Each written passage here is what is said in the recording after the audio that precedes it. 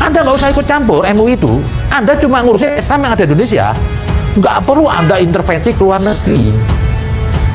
Anda mau ikut campur, malu dikit lah Pak Anwar. Ini orang semua mayoritas bangsa ini nggak ada yang simpati sama Anda loh. Anda ulama tapi ngomongnya serampangan betul. Dengki hati Anda tuh, ada busuk. Jangan-jangan juga Anda ini terlibat.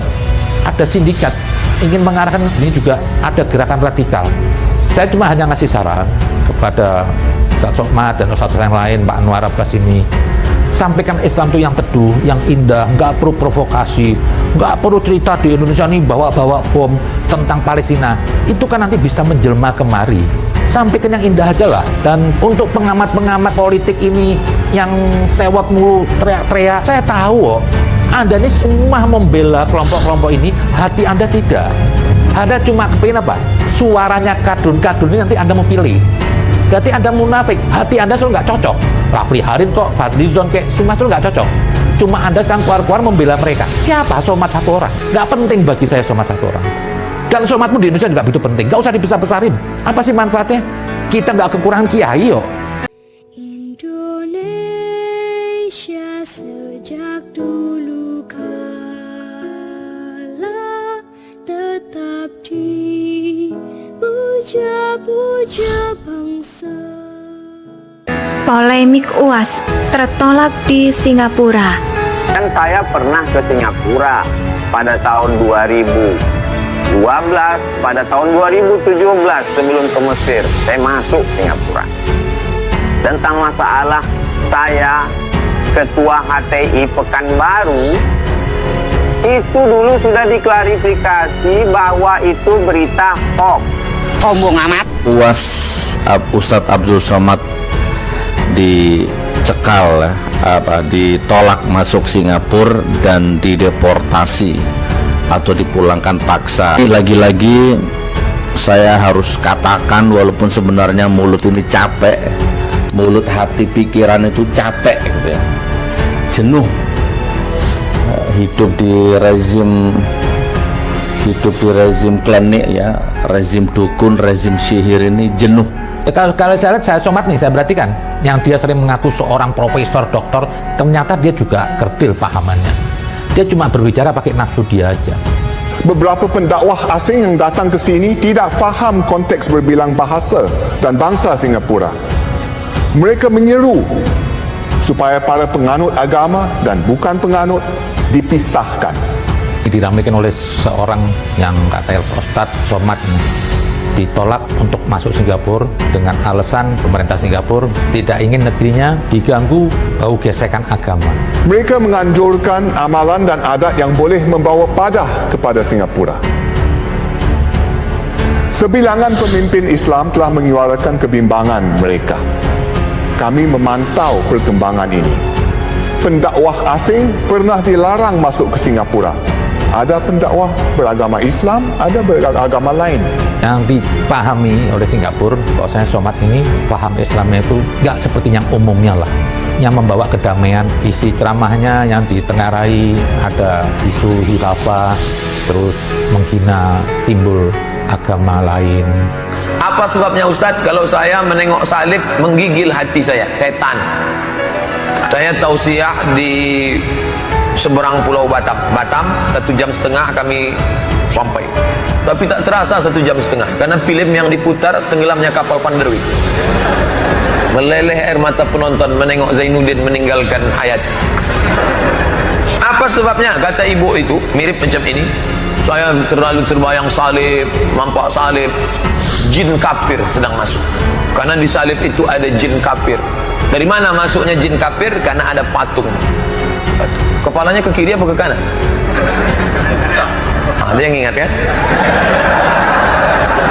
Nah itu ada jin di dalamnya, jin kafir. Di dalam patung itu ada jin kafir. Kalau saya lihat, saya Somad nih, saya perhatikan yang dia sering mengaku seorang profesor, doktor, ternyata dia juga kerdil pahamannya. Dia cuma berbicara pakai nafsu dia aja. Nah, saya coba ingin menjelaskan dulu di sini tentang ulama. Siapa sih ulama? Jadi nggak sembarangan orang tuh bisa dilabelin ulama. Karena juga banyak riwayat Nabi itu mengutuk ulama. Jadi tidak setiap ulama itu pewaris Nabi, perlu dicek dulu. Ketika Ustadz Abdul Somad hendak berlibur ke Singapura, beliau tertolak. Kira-kira apa penyebab semua ini? Beberapa pendakwah asing yang datang ke sini tidak faham konteks berbilang bahasa dan bangsa Singapura. Mereka menyeru supaya para penganut agama dan bukan penganut dipisahkan. Mereka mengutuk orang beragama lain dan adakala mengutuk seagama mereka sendiri hanya kerana mereka berlainan aliran atau mazhab. Apa? Kalau seorang ulama itu berbicara sesat atau menyesatkan, akan banyak diikuti orang. Jadi jangan kita dulu melihat terus Ustaz Somad ini ulama. Lihat dulu keulamaannya di mana. Saya nggak melihat dia sebagai seorang ulama atau ustaz. Karena dari keberadaan dia datang kemari itu isi ceramah itu pasti mengandung perpecahan, kebencian. Sampai saya sedih sekali.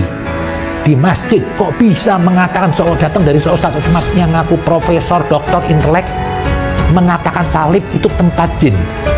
Makanya kita tidak boleh menyimpan patung. Jin kafir itulah yang mengajak. Makanya kalau keluarga kita di rumah sakit, di dalamnya ada jin kafir itu tutup itu. Kalau sampai dia sakratul maut, kita tak ada di situ.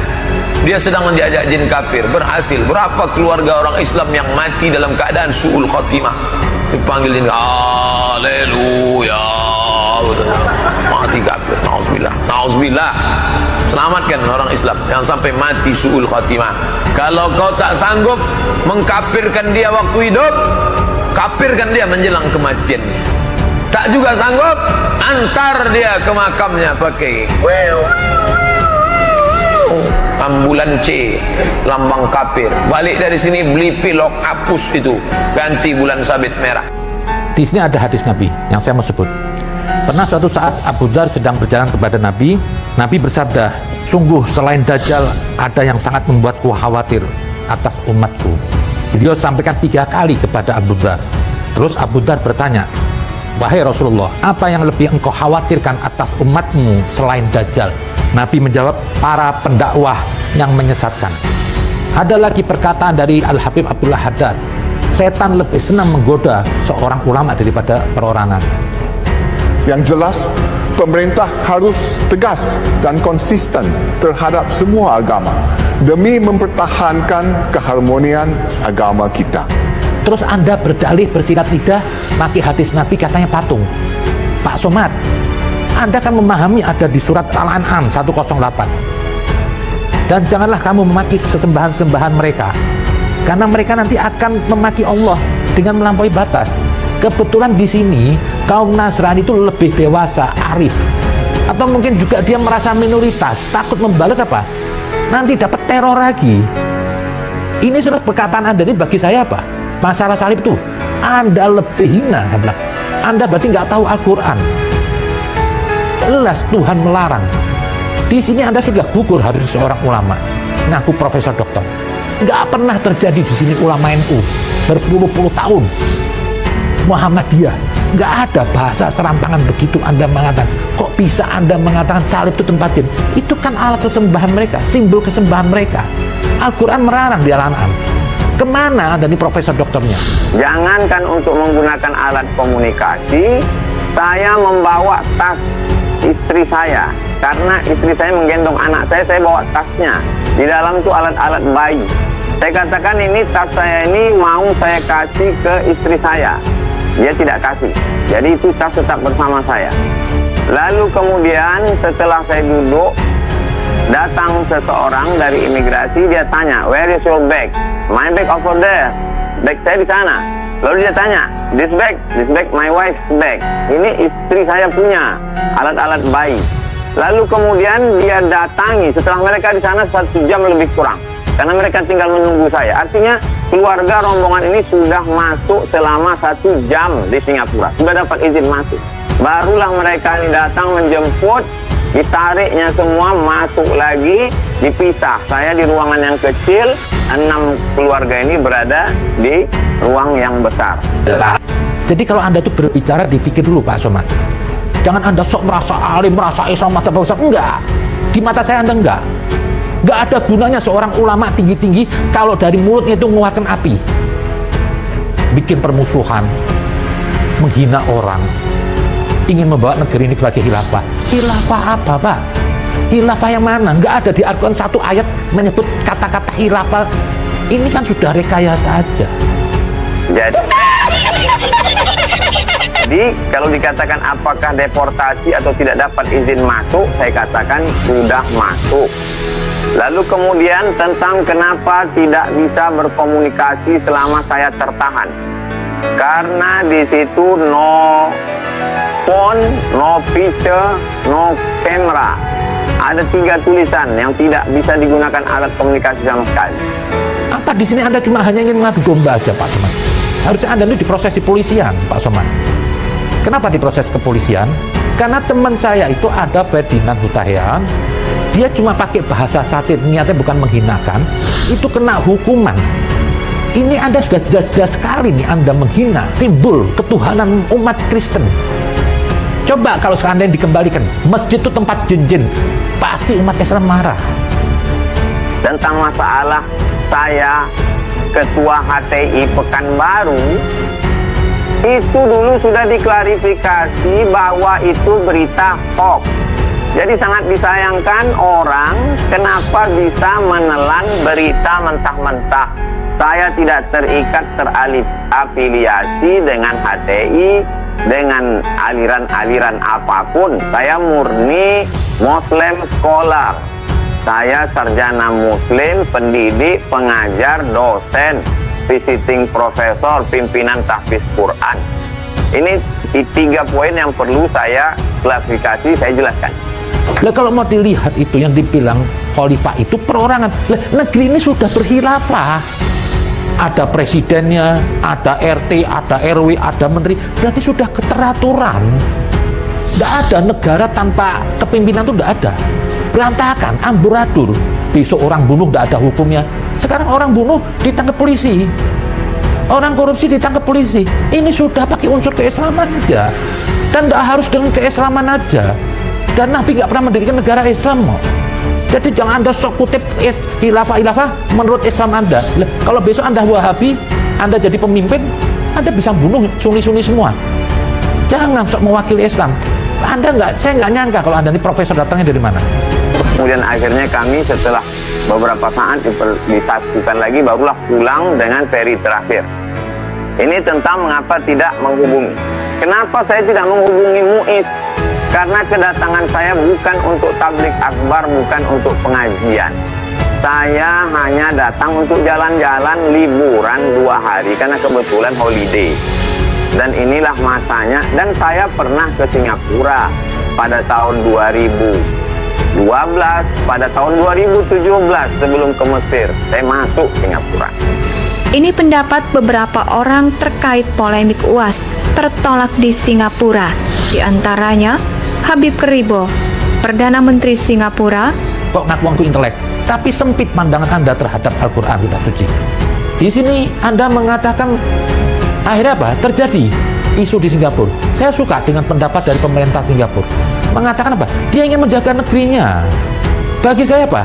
Pemerintah Singapura itu sudah Islami sekali. Kenapa? Dia melindungi negerinya. Di situ ada Islam, di situ ada agama yang lain, berbeda suku, tapi kehidupannya lebih teratur daripada negara-negara Islam. Di sini apa coba? Ngaku-ngaku Islam, sesama Islam aja gebuk-gebukan. Hati pikiran itu capek gitu ya, jenuh, matamu picek itu. Hidup di rezim klinik ya, rezim dukun, rezim sihir ini jenuh ya, ini ya, tapi harus terus kita katakan ya, kita tidak boleh capek sebenarnya. UAS Ustadz Abdul Somad dicekal ya, ditolak masuk Singapura dan dideportasi atau dipulangkan paksa. Ini TV One sudah, semuanya sudah ya, heboh lah intinya ya. Masya Allah, Masya Allah. Ya ini lagi-lagi saya harus katakan walaupun sebenarnya mulut ini capek. Sementara LGBT ya sekuler, liberal, Syiah gitu kan, apalah yang justru tidak ada manfaatnya lah ya untuk bangsa, untuk rakyat itu nggak ada manfaatnya.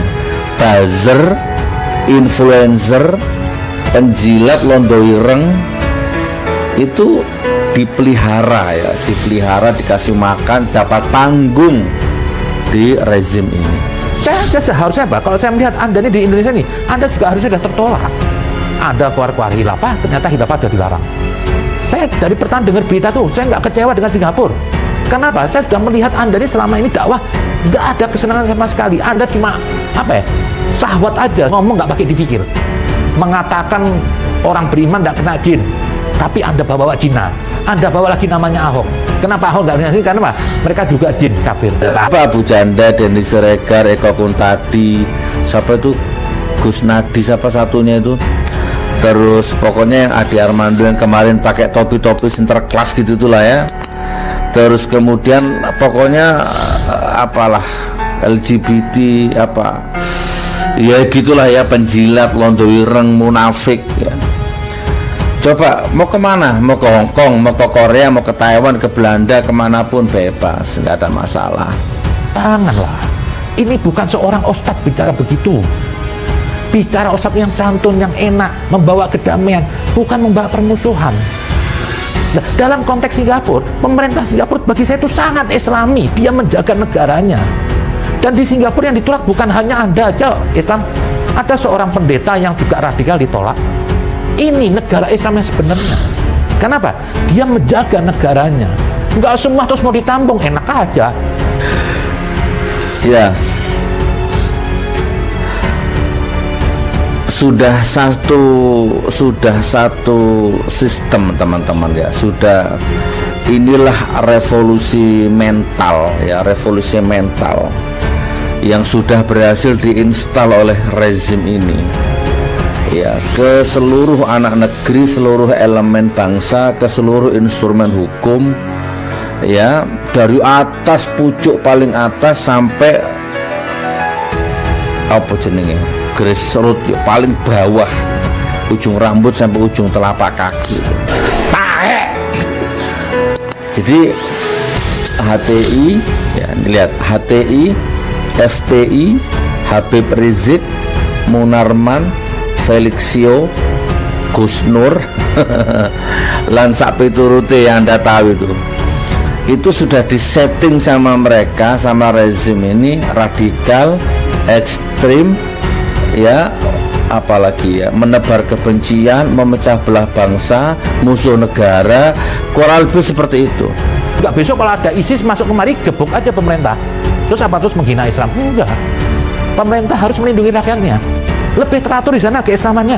Ada kuburannya Habib Nuh, masjid rapi, antar umat beragama rapi, nggak ada ribut perbedaan madhab, nggak ada gebukin rumahnya orang, nggak ada yang merasa sok paling suci. Itulah Singapura itu bagi siapa? Negara Islam. Siapa saja bisa. Jadi mau pemimpin siapapun bagi saya yang bisa membawa negeri ini baik, nggak penting agamanya bagi saya. Dialah Islami. Jadi nggak harus seorang the rebel Islam, harus ini, enggak lah. Contohnya aja negara Arab tuh mereknya semua Islam. Dari dulu sampai sekarang nggak pernah berhenti sehari nggak bunuh orang, perang tiap hari. Itu apa Islam? Bukan. Kata dari seorang pemikir cendekiawan lahir Mesir namanya Muhammad Abduh. Dia pernah berkata apa? Aku pergi ke negara barat, aku melihat Islam namun tidak melihat orang Islam. Dan aku pergi ke negara Arab, aku melihat orang Islam namun aku tidak melihat Islam. Nah, di Singapura saya lihat apa? Itu semuanya Islami, keteraturan, bersih, tidak ada orang sembarangan, orang melonjok kena ketangkep. Ini Islam. Jadi nggak harus Islam itu dipegang oleh seorang beragama Islam, tidak. Di sini rame nih pengamat-pengamat, saya perhatiin. Kalau novel Mbak Mukmin saya nggak tanggepin lah. Bagi saya itu dia badut lah. Dia mengatakan katanya Singapura menangkap Somad gara-gara pemerintahan sini. Ini kan otaknya terbalik. Somad tuh diusir di berbagai negara, bukan di Singapura aja. Di Hong Kong, di Swiss, di beberapa tempat. Dan ini hari di negeri kita juga terusir Somad. Di Kudus terusir, di Madura terusir. Terus mau ada masalah Jokowi. Nah, yang lucu lagi dari Fahri Hamzah, kok Anda nih standar sekali akalnya Fahri Hamzah. Kok Anda sampai mengatakan cuma negara seupil aja belagu. Banyak negara di Eropa, di Prancis, saya melihat di situ malah ada Islam. Dan betul perkataan Muhammad Abduh tadi itu. Saya kepingin Indonesia dijadikan contoh Singapura. perlu ketegasan. Sikapin nih pendakwah-pendakwah yang mengajak radikal ini. Tangkepin dan dikasih bicara. Harusnya emang NU saya berharap lah bisa bersikap. Saya lihat ulama NU, kiai-kiai NU adem, udah arogan. Ini Somad baru anak kemarin sore nongol dadakan. Kok serampangan? Kok senengnya dengan identitas? Nggak ada. Nabi tidak pernah membawa identitas. Nabi itu diutus rahmatan lil alamin untuk semuanya. Jadi nggak usah begitu. Singapura sebagai negara yang berdaulat, dia menjaga negaranya dari otak-otak gadungan ini yang radikal, atau pendeta yang radikal, atau kelompok apapun. Dia ketat. Dia negara kecil tapi teratur. Anda ngata-ngatain harus toleransi, tapi Anda pernah toleransi. Anda sok Pancasilais, Anda nggak ada Pancasilais. Somat itu tidak Pancasilais. Kenapa? Dalam Pancasila ini mengaku ada lebih dari satu agama. Begitu dia menghina salib, berarti Anda tidak Pancasilais. Datang lagi dari PKS, sama Rafli Harun, kata Islamofobia. Beginilah, Anda jangan sering-sering ngalimun stigma Islamofobia. Jujur aja, Islamofobia ini semua kita merasakan ada. Di negeri mayoritas Islam di Indonesia masih ada Islamofobia kok. Bukti apa? Ada kriminalisasi kepada Ahmadiyah, kepada kaum Syiah, atau kepada yang lain. Ini masih ada. Sayang Islam aja mesti kadang mesti lihat HTI tiap hari demo. Ini Islam diperagakan horor. Apa tolak ukur Anda nih? Kebenaran besar atau negara kecil? Kalau negara kecil itu lebih baik, itu jauh lebih baik daripada negara besar, tapi amburadul. Jangan Anda meremehkan yang kecil. Tidak ada besar kalau nggak ada yang kecil. Harusnya Anda pelajarin Singapura. Nah, saya perhatiin, ini kelompok-kelompok yang melawan Jokowi semua yang ruwet. Yang ruwet ini terus. Anda ini mau minta orang supaya toleransi, tapi Anda tidak pernah toleransi. Umat Islam pun juga di sini takut. Dulu kalau lihat preman itu bertato, serem. Sekarang sudah nggak ada. Sekarang orang paling takut apa? Lihat gerombolan naik motor pakai peci, bawa bendera, terus teriak-teriak takbir. Takbir sudah nggak jadi sakral sekarang. Jadi yel-yel untuk membuat orang takut. Jadi nggak setiap ulama itu sempurna, enggak. Ulama su juga dikutuk sama Rasul.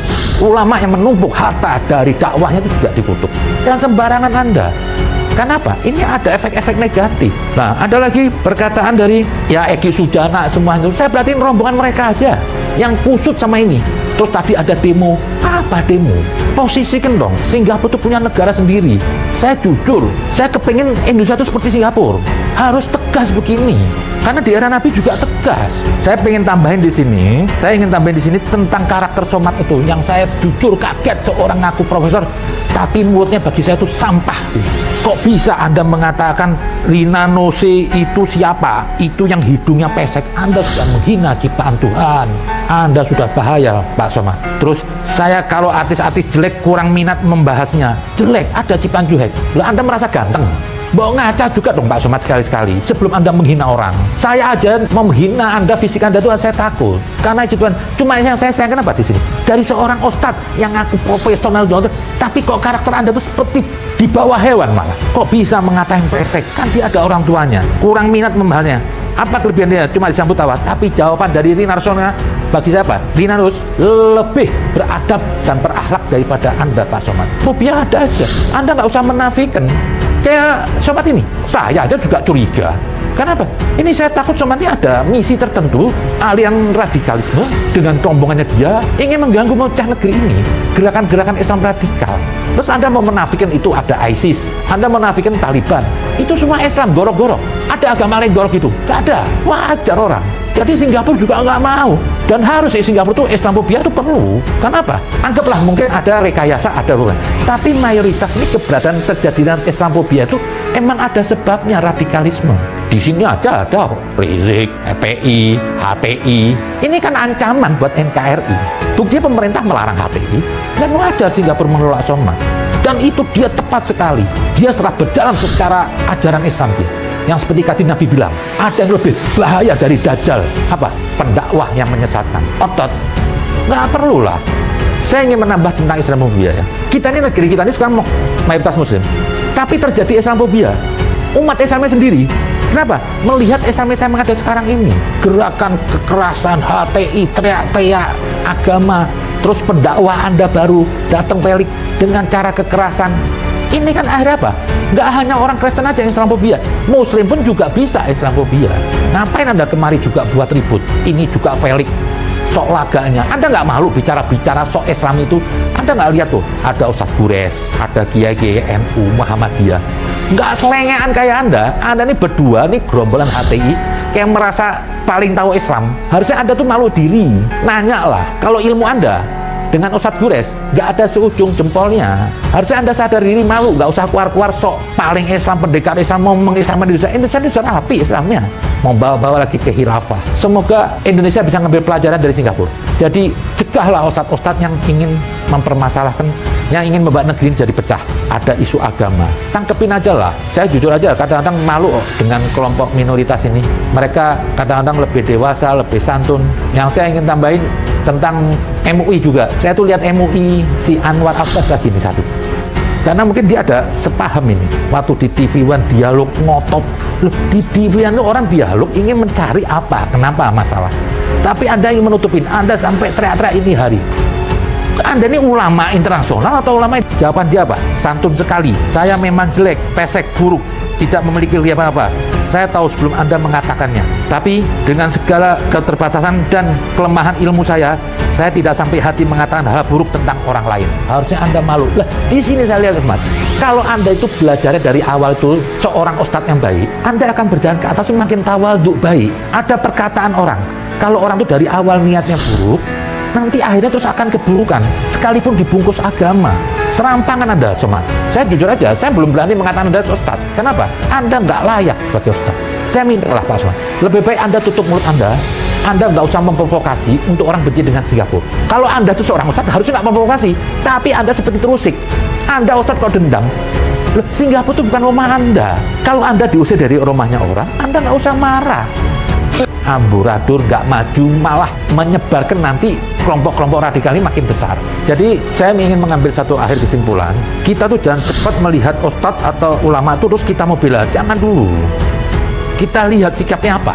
Nah, seperti tadi dengan hadis Nabi, banyak terus dari Al-Habib Abdul Haddad, banyak ulama ini tidak harus identik dibela atau dimuliakan. Banyak mereka juga yang tidak benar. Nah, kita mulailah ambil hikmah ini, kita cari sekarang. Saya minta bangsa Indonesia semua, cari ulama yang mengajak kedamaian, cari ulama yang tidak mengajarkan kebencian atau menghina agama lain. Kenapa? Ini tidak pernah diajarkan oleh Nabi, melecehkan agama lain. Sampai dalam ayat aja di Al-An'am, Allah sudah warning, karena akan terjadi itu, jangan menghina agama mereka. Jadi waspada. Kalau Anda mau beriman, ikutin Al-Quran, jangan ikutin Somat. Itu aja mungkin. Terima kasih. Kapan kita mau bersatu NKRI ini? Mungkin ini pembelajaran buat aparatur negara bidang keamanan yang membidangi radikalisme ini. Cobalah ambil hikmah dari Singapura. Sikapin tegas lah semua. Jangan sampai kita cuma hanya segelintir, akhirnya mengganggu yang banyak. Tegaslah begitu. Saya lihat sikap dari Perdana Menteri Singapura itu sangat bijak.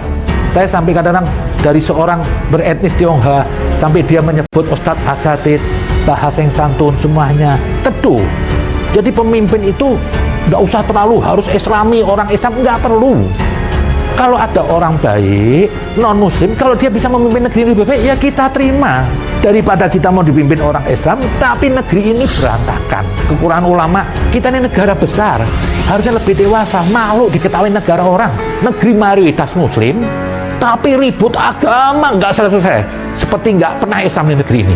Kalau Anda mau melihat Islam itu, lihat perilakunya, ustadz yang baik. Semoga hikmah dari Singapura ini bisa diambil pembelajaran bangsa Indonesia yang besar ini, bisa seperti Singapura, bisa menjaga kerukunan umat beragama tanpa harus menghina, tanpa ada radikal. Jangan sampai negeri ini apa? Dipisah-pisah lagi isu agama. Buat Ustadz Asatid, bahasa yang santun semuanya teduh. Jadi pemimpin itu nggak usah terlalu harus Islami, orang Islam nggak perlu. Kalau ada orang baik non Muslim, kalau dia bisa memimpin negeri ini lebih baik, ya kita terima. Daripada kita mau dipimpin orang Islam tapi negeri ini berantakan, kekurangan ulama. Kita ini negara besar, harusnya lebih dewasa. Malu diketahui negara orang, negeri mayoritas Muslim tapi ribut agama nggak selesai, seperti nggak pernah Islam di negeri ini.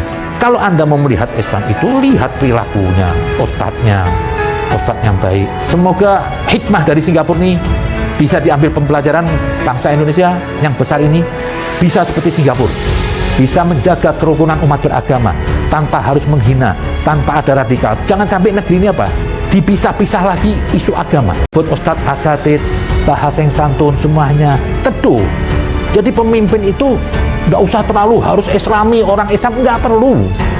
Kalau ada orang baik, non-muslim, kalau dia bisa memimpin negeri ini lebih baik, ya kita terima. Daripada kita mau dipimpin orang Islam, tapi negeri ini berantakan. Kekurangan ulama, kita ini negara besar, harusnya lebih dewasa, malu diketahui negara orang. Negeri mayoritas muslim, tapi ribut agama, nggak selesai. Seperti nggak pernah Islam di negeri ini. Kalau Anda mau melihat Islam itu, lihat perilakunya, ustadznya yang baik. Semoga hikmah dari Singapura ini bisa diambil pembelajaran bangsa Indonesia yang besar ini, bisa seperti Singapura, bisa menjaga kerukunan umat beragama tanpa harus menghina, tanpa ada radikal. Jangan sampai negeri ini dipisah-pisah lagi isu agama. Indonesia